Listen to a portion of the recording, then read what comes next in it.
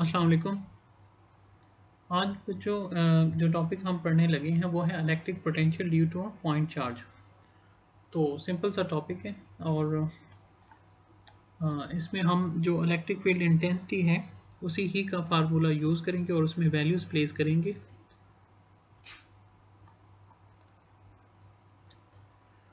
ये बच्चों बुक का ही पेज है। अब इसमें देखिए हम electric potential due to a point charge find करने लगे हैं। अब इसमें हमने एक चार्ज कंसीडर किया, एक पॉइंट चार्ज, और उसके इर्द गिर्द जो इलेक्ट्रिक फील्ड लाइंस हैं वो आप देख रहे हैं डायरेक्टेड आउटवर्ड हैं। इसका मतलब है हमने सोर्स चार्ज पॉजिटिव ही लिया है। ठीक है। अब हम जो फार्मूला है वो पहले दो पॉइंट्स के लिए फाइंड करेंगे। जब दो पॉइंट्स के लिए फाइंड कर लेंगे तो आपको पता है कि इलेक्ट्रिक पोटेंशियल में एक पॉइंट इन्फिनिटी पर होता है। तो फिर हम यूँ करेंगे कि जो दूसरा पॉइंट है उसे हम लेंगे इन्फिनिटी पर। ठीक है। ये अगर आपको अप्रोच याद हो तो इसी तरह की अप्रोच हमने यूज़ की थी एब्सोल्यूट पोटेंशियल एनर्जी फाइंड करने के लिए फर्स्ट ईयर में, कि वहाँ पर दो पॉइंट्स ले लिए फिर एब्सोल्यूट पोटेंशियल एनर्जी के लिए, क्योंकि एक पॉइंट इन्फिनिटी पर होना चाहिए था तो उसे हम फिर बाद में कंसिडर कर लेते हैं कि वो बाहर है। अब इसमें भी हम इलेक्ट्रिक फील्ड इंटेंसिटी का जब फार्मूला यूज़ करेंगे तो उसमें आर स्क्वायर आएगा। तो यहाँ पे भी हम फिर जो दो पॉइंट्स लेंगे उनका मिड पॉइंट फाइंड करने के लिए फिर हम आर स्क्वायर की जो वैल्यू है वो प्लेस करने के लिए एक टेक्निक यूज़ करेंगे, वो आप देख लेंगे। तो हमने यहाँ पर पॉइंट्स ए और बी आपको नज़र आ रहे होंगे कंसीडर किए। ठीक है। अब जो पॉइंट्स ए और बी हैं उसमें अगर आप देखें तो ए पॉइंट कंपैरेटिवली ज़्यादा करीब है बी के। ठीक है। इसका मतलब ये हुआ कि अगर हम टेस्ट पॉजिटिव चार्ज रखें, जो कि हमने रखा है, तो ए पॉइंट पर पोटेंशियल ज़्यादा होगा as compare to point B के। क्यों? क्योंकि ए पॉइंट पर जो डिस्टेंस है कंपैरेटिवली कम है एज़ कंपेयर टू बी के। तो इस वजह से ए पॉइंट पर पोटेंशियल कंपैरेटिवली ज़्यादा होगा जहाँ पर डिस्टेंस कम है।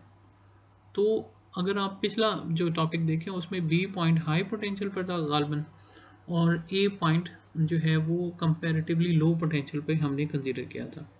तो जैसा कि पिछले टॉपिक में भी बताया था कि ये आर्बिट्रेरी है, मतलब आप अपनी चॉइस पे डिपेंड आपकी चॉइस पे डिपेंड कर सकता है। तो यहाँ पर अगर आपने ए और बी में ए को हाई पोटेंशियल पर ले लिया तो यहाँ पर जब आप डेल्टा वी की वैल्यू लिखेंगे तो यहाँ पर लिख लेंगे V A minus V B. जबकि जो पिछला टॉपिक है उसमें अगर आपने बी को हाई पोटेंशियल पे लिया था और कंपैरेटिवली ए के, तो हमने उसे V B minus V A लिख दिया था। यहाँ पर अगर हाई पोटेंशियल पे ए पॉइंट लिया है तो V A minus V B लिख देंगे। तो ये चॉइस डिपेंडेंट है। तो हमने यही जो प्रोसेस है कि हमने एक टेस्ट चार्ज जो है वो कंसीडर किया, और यहाँ पर हमने जो फील्ड कंसीडर किया है वो किसी पॉजिटिव पॉइंट चार्ज का है, और हम एक चार्ज को जो है वो मूव कराते हैं कीपिंग इन इक्विलिब्रियम। फिर ये डेल्टा वी का फार्मूला कल हमने डिराइव किया था। अब यहाँ पर हमने electric field intensity remains constant, लेकिन अब आपने ये देखा है ये पॉइंट चार्ज के लिए, पॉइंट चार्ज के लिए इलेक्ट्रिक फील्ड इंटेंसिटी बड़ी तेज़ी के साथ वेरी करती है क्योंकि ई इन्वर्सली प्रोपोर्शनल है आर स्क्वायर के। ठीक है। ई इन्वर्सली प्रोपोर्शनल है आर स्क्वायर के। ये अगर आप फार्मूला देखें E is equal to 1/4πε0 Q over R square में ई इन्वर्सली प्रोपोर्शनल है आर स्क्वायर के। लेकिन ये जो हम फार्मूला यूज़ करेंगे delta V is equal to minus E into delta R, ये वो फार्मूला है जो कि तब वैलिड होता है जब जो इलेक्ट्रिक फील्ड इंटेंसिटी ई है वो कांस्टेंट हो। ठीक है। इलेक्ट्रिक फील्ड इंटेंसिटी ई कांस्टेंट हो। अगर कांस्टेंट ना हो तो डेल्टा जो है वो आपको ई पे भी अप्लाई करना पड़ता है आर के साथ, तो फार्मूला थोड़ा सा मतलब चेंज हो जाता है। तो इसके लिए उन्होंने जो है वो बेसिक प्रिंसिपल यही कंसीडर किया है कि ये जो ए और बी पॉइंट्स हैं ये काफ़ी करीब हैं, यानी कि इससे जो डिस्टेंस पर इम्पैक्ट है वो ज़्यादा ना पड़े। ठीक है। ये पॉइंट्स जो है वो हमने ए और बी काफ़ी क्लोज कंसीडर करने, क्योंकि अगर नहीं क्लोज करते ज़्यादा डिस्टेंस पर करेंगे तो वेरिएशन बहुत ज़्यादा हो जाएगी, और उस वेरिएशन से बचने के लिए हमने ए और बी पॉइंट्स को काफ़ी क्लोज कंसीडर करना है ताकि हम ये वाला फार्मूला जिसमें इलेक्ट्रिक फील्ड इंटेंसिटी कांस्टेंट रहती है उसे अप्लाई कर सकें। तो कैलकुलेशन की तरफ चलते हैं। अब इसमें बच्चे आपने कंसीडर कर लिए 2 पॉइंट्स ए और बी, और वो बहुत ही ज़्यादा क्लोज हैं ताकि ई जो है वो कांस्टेंट रहे। जैसे कि अभी आपको कंडीशन बताई कि अगर आप नहीं करते तो वो जो फार्मूला है वो वैलिड नहीं रहता। अब आपने 2 पॉइंट्स ए और बी कंसीडर किए। ए पॉइंट के लिए जो डिस्टेंस है वो आर ए है और बी के लिए जो डिस्टेंस है वो आर बी है। तो डेल्टा आर की जो वैल्यू है वो आ गई आर बी माइनस आर ए। ठीक है, are B minus R A. अब डेल्टा आर की वैल्यू आपको क्यों चाहिए, आपको पता ही है कि आपने फार्मूला पुट किया है, जो अभी हमने फार्मूला लिखा था delta B is equal to minus E into delta R. तो अब हमें ई और डेल्टा आर दोनों की वैल्यूज़ चाहिए। तो ये डेल्टा आर की वैल्यू आ गई R B minus R A. अब R represents the mid point between A and B. तो ये आर की वैल्यू के लिए आपने उसे उसकी एवरेज ले ली R A plus R B divided by 2। अब ये वाली वैल्यू आर की हमने पुट करनी है, क्योंकि अब आर मिड पॉइंट क्यों लिया, क्योंकि ई ए लें, E A electric field intensity at point A, तो ये आ जाएगी 1/4πε0 Q over R A square. अगर ई बी लें तो 1/4πε0 Q over R B square. तो इस वजह से इन दोनों को, मतलब इनके दरमियान हमने फाइंड करने के लिए ये एक मतलब जो है वो तरीका निकाला है कि हम उनका मिड पॉइंट ले लेते हैं, जो कि आर को रिप्रेजेंट करेगा, ना तो वो ए के लिए ना बी के लिए, बल्कि उनकी एवरेज ले लेके उनके मिड पॉइंट के दरमियान इलेक्ट्रिक फील्ड इंटेंसिटी को फाइंड करते हैं। तो E is equal to 1/4πε0 Q over R square. अब हमने किसकी वैल्यू प्लेस करनी है, आर स्केयर की। अगर हम आर स्केयर की ये वाली वैल्यू प्लेस कर दें R A plus R B divided by 2, तो इसको सॉल्व करना थोड़ा हमारे लिए मसला हो जाएगा। तो इस चीज़ से बचने के लिए हम एक और प्रोसेस करते हैं, और वो क्या है, वो अगले स्टेप में एक्सप्लेन है। वो बच्चों ये है कि अगर ए और बी पॉइंट्स बहुत ही क्लोज हों तो अप्रॉक्सीमेशन में हम अरिथमेटिक मीन को ज्योमेट्रिक मीन के इक्वल ले सकते हैं। ठीक है, अरिथमेटिक मीन को ज्योमेट्रिक मीन के इक्वल ले सकते हैं। अब अरिथमेटिक मीन ये जो आप आम तौर पर एवरेज लेते हैं या अरिथमेटिक मीन कहलाती है। ठीक है, जैसा कि हम दो वैल्यूज़ का अरिथमेटिक मीन फाइंड करना है तो हम क्या करेंगे, a plus B divided by 2।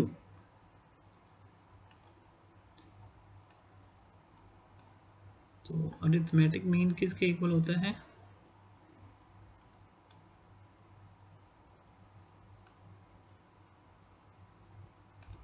ठीक है, जबकि जो ज्योमेट्रिक मीन है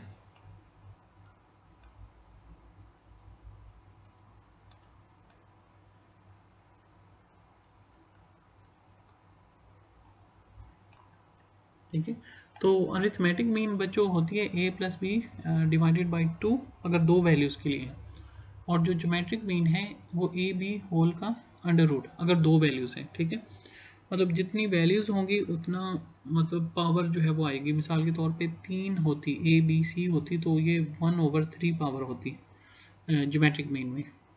इसी तरह अगर आपको पता है अरिथमेटिक मीन में 3 वैल्यूज़ होती, ए प्लस बी प्लस सी, तो डिवाइडेड बाय 3 होता। तो ये इस तरह मतलब चेंजेस है। अब ये ज़रा बच्चों कैलकुलेटर में हम चंद एक वैल्यूज़ की अरिथमेटिक मीन वगैरह लेकर देखते हैं।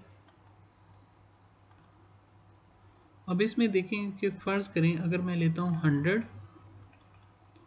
प्लस 200 और इसे डिवाइड करते हैं 2 से, तो ये आंसर आता है 150। लेकिन फ़र्ज़ करें अब अगर मैं इसकी ज्योमेट्रिक मीन लूँ, ठीक है, अगर मैं इसकी ज्योमेट्रिक मीन लूँ, मीन के 100 मल्टीप्लाई 200 और इसका स्क्वायर रूट लेते हैं, तो ये 141.4 आ गया। अब देखिए 100 और 200 का अरिथमेटिक मीन लिया तो आंसर आया 150, लेकिन अगर ज्योमेट्रिक मीन आया तो आंसर आया 141.4। मीन के अरिथमेटिक मीन और ज्योमेट्रिक मीन एक दूसरे के क्लोज नहीं आते। ठीक है, अरिथमेटिक मीन आमतौर पे जो एवरेज वैल्यू हम लेते हैं उसके लिए यूज़ होते हैं, जबकि ज्योमेट्रिक मीन मेरा ख्याल है ज़्यादातर जो फिनांस वगैरह वाले हैं ये यूज़ करते हैं एक्सपोनेंशियल ग्रोथ वगैरह ये उसको फाइंड करने के लिए। ठीक है, एक्सपोनेंशियल ग्रोथ जैसे कि आजकल वायरस ही है, ठीक है, ये जिस तरह स्प्रेड कर रहा है इसको भी एक्सपोनेंशियल ग्रोथ जो है वो कह सकते हैं। तो ये ज्योमेट्रिक मीन कंपैरेटिवली कम आती है as compare to arithmetic mean के। लेकिन ये इनके जो मेन यूजेस हैं ज्योमेट्रिक मीन के, ये मैथ वाली बता सकते हैं। जो फर्स्ट ईयर का मैथ है उसमें इतनी ज़्यादा डिटेल नहीं है कि ये किस लिए यूज़ होता है। अच्छा, लेकिन अगर वैल्यूज़ काफ़ी क्लोज हों, अब जैसा कि मैं कंसीडर करूं 1 प्लस 1.01 और इसे डिवाइड करूं 2 से, तो आंसर आता है 1.005। अब 1.005 ये क्या आया, अरिथमेटिक मीन। अब ज़रा इसका ज्योमेट्रिक मीन लेते हैं, 1 मल्टीप्लाई 1.01, ठीक है, तो 1.004। देखिए, अगर हमने ज्योमेट्रिक मीन लिया तो 1.004 और 1.0049 है, यानी कि 1.005 ले सकते हैं, जो कि अरिथमेटिक मीन 1.005 के तकरीबन जो है वो इक्वल है। तो मीन के अगर जैसा कि हमने 100 और 200 लिया, जब गैप ज़्यादा था तो अरिथमेटिक और ज्योमेट्रिक मीन एक दूसरे के करीब नहीं आते। लेकिन अगर जो है गैप कम करते जाते हैं, जैसे कि 1 और 0.01, तो मीन के ये वाली वैल्यूज़ आपस में क्या आ जाती हैं, तकरीबन बराबर आ जाती हैं। और ये आप प्रूव भी कर सकते हैं। मिसाल के तौर पे अगर आप a प्लस बी को मीन के अगर आप प्रूव करने के लिए लिखें a plus B divided by 2 ये इक्वल आ जाए इसके ए बी के, ठीक है, तो आप देखेंगे ये आंसर तब इक्वल आएंगे जब आप ए और बी को इक्वल पुट कर दें। ठीक है, कि क्या कंडीशन है कि जिसमें ये इक्वल आ सकते हैं, तो अगर आप ए और बी को इक्वल पुट कर दें तो आप देखेंगे कि जो राइट साइड है और लेफ्ट साइड है इन दोनों का आंसर जो है वो एक दूसरे के क्या आएगा, इक्वल आ जाएगा। सही, तो कर लीजिएगा। ठीक है, अब मिसाल के तौर पे यहाँ पर a plus A divided by 2 आ जाएगा, 2a डिवाइडेड बाई 2a आ जाएगा, और इधर a मल्टीप्लाई ए स्केयर और अंडर रूट क्या आ जाएगा, a आ जाएगा। तो दोनों जो है वो बराबर आ जाएंगे अगर दोनों वैल्यूज़ बराबर है। तो यहाँ पर हमने अप्रॉक्सीमेशन लिया कि दोनों एक दूसरे के इक्वल हैं। जब दोनों एक दूसरे के इक्वल हैं, मतलब दोनों बहुत ही ज़्यादा एक दूसरे के करीब हैं, तो फिर क्या होगा। अब देखिए, हमने वही formula a plus B divided by 2 is equal to A B whole under root. अब देखिए, अगर फर्ज करें a की जगह होता आर ए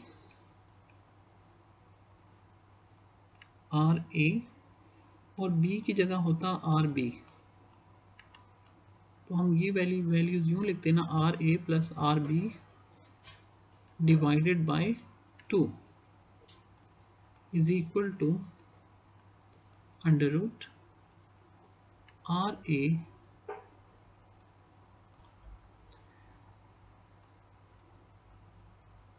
ये आर बी। ठीक है, ये R A into R B whole का अंडर रूट है। अब ज़रा आप गौर करें कि R A plus R B divided by 2 ये किसके बराबर है। R A plus R B divided by 2 ये हम पिछले पेज पे देख चुके हैं, ये आर के बराबर है, आर के बराबर है।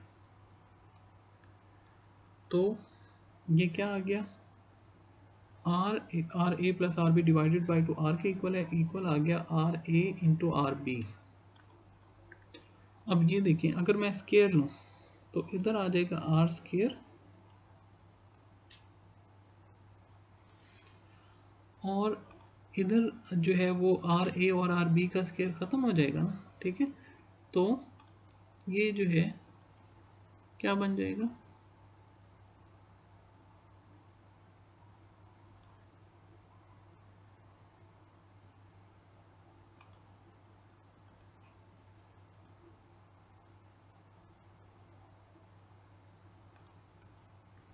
तो आर स्केयर इक्वल आ जाएगा R A into R B के।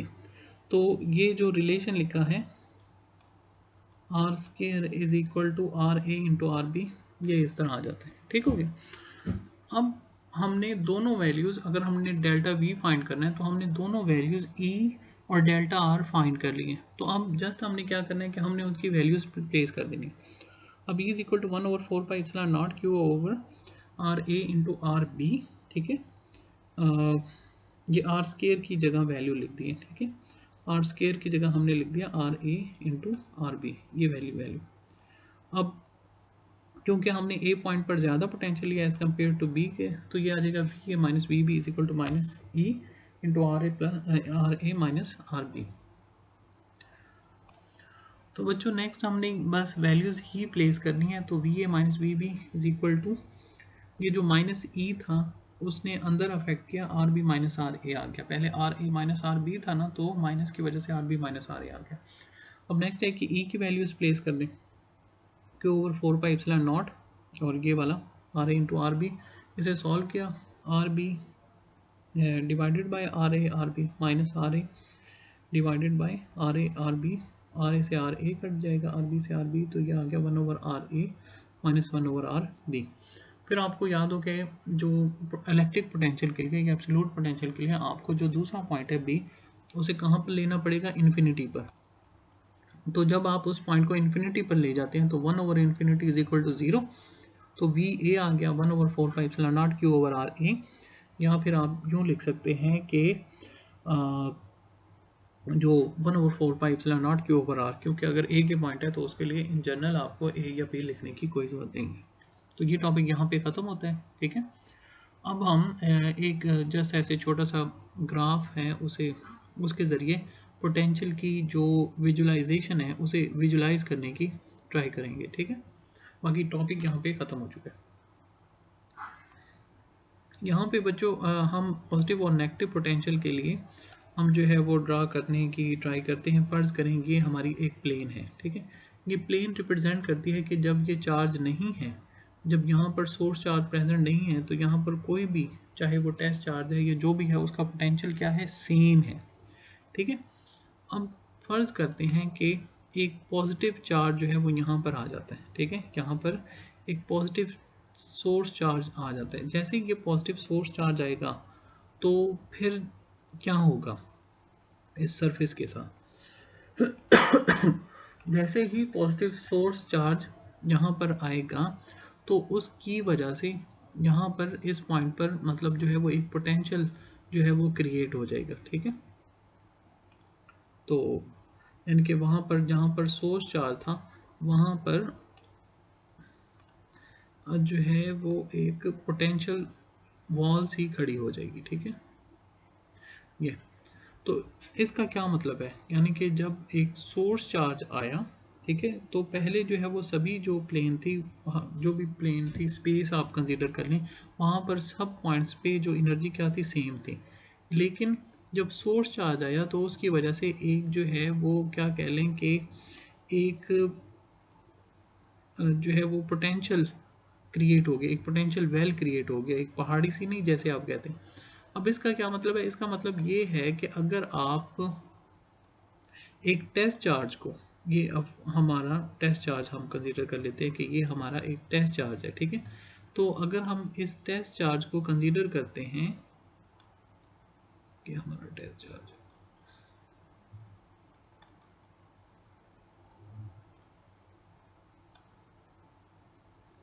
ठीक है, अब हम इस टेस्ट चार्ज को लेकर आते हैं इस स्पेस के अंदर, तो हमें क्या करना पड़ेगा कि जहाँ पर ये चार्ज है, उस चार्ज की प्रेजेंस, उस चार्ज का फील्ड एग्जिस्ट करता है, तो हमें उस चार्ज की वजह से उसको क्या करना पड़ेगा, एक किस्म का जैसे पहाड़ी नहीं हम चढ़ते तो हमें एनर्जी चाहिए उसके पहुँचने तक। अच्छा, बिल्कुल चार्ज के ऊपर जो है वो इन्फिनिटी है जिसको हम रिप्रेजेंट ज़ाहिर नहीं कर सकते, तो ये एक किस्म की पहाड़ी है जिसे उस टेस्ट पॉजिटिव चार्ज ने चढ़ना होगा। ठीक है, मतलब हमें उसे एनर्जी देनी पड़ेगी ताकि वो जो पोटेंशियल हिल है उसको क्लाइम कर सके। ठीक है, वो जो पोटेंशियल हिल है उसे क्लाइम कर सके।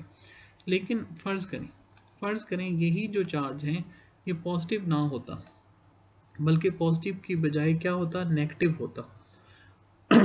अगर ये चार्ज नेगेटिव होता तो फिर क्या होता, तो फिर ये होता कि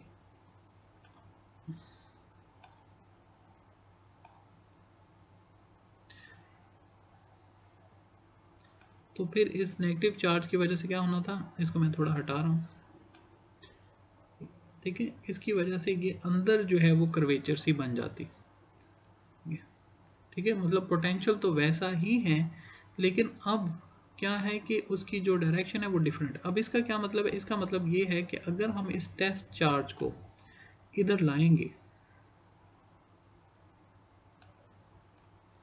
इस टेस्ट चार्ज को लाएंगे तो ये उसके अंदर मतलब पोटेंशियल में अंदर एक किस्म का गिर जाएगा। इसका क्या मतलब है, जैसे एक बुलंदी से गिरना, जब आप हाइट से गिरते हैं तो क्या गेन करते हैं आप, जो है वो एनर्जी, मतलब आपकी जो पोटेंशियल है वो चेंज हो जाता है किसमें, काइनेटिक में।